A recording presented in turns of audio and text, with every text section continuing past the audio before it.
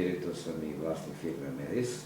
Firma narasla na 10-ak ljudi i tu se već ukazala potreba za pravljenjem određenih sektora, podelom poslova, a samim tim i moja inženjerska vokacija je počela polako da gubi smisao na mestu direktora firme i morao sam više da se bavim organizacijom i rukovođenjem. Shvatio sam da moram da neka nova znanja i nove veštine steknem i stupio sam u kontakt sa firmom HR. Neka dobra analiza njihovih razvojnih potreba je dovela do toga da mi zaključimo da njima treba razvojni projekat koji je uključivao treninge rukovodilaca te firme, kao i coachingi, koji su trajali u toj nekoj prvoj fazi oko godinu dana. Ono na što bih ja posebno da stavim sad ovde fokus je zapravo sam direktor firme, koji je sve vreme paralelno sa svojim ljudima itekako polagao na sopstveni razvoj.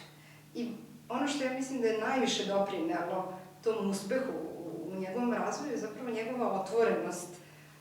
Otvorenost na prvom mestu da on sam prepozna šta je to u čemu bi mogao da bude još funkcionalniji, plus da isto to negde otvoreno iskaže kako bismo mi onda mogli na tome intenzivno da radimo. Dok god budem radio, ja ću učiti i to je jedini uslov i način da možete da opstanete na tržištu koji se slobodno menja.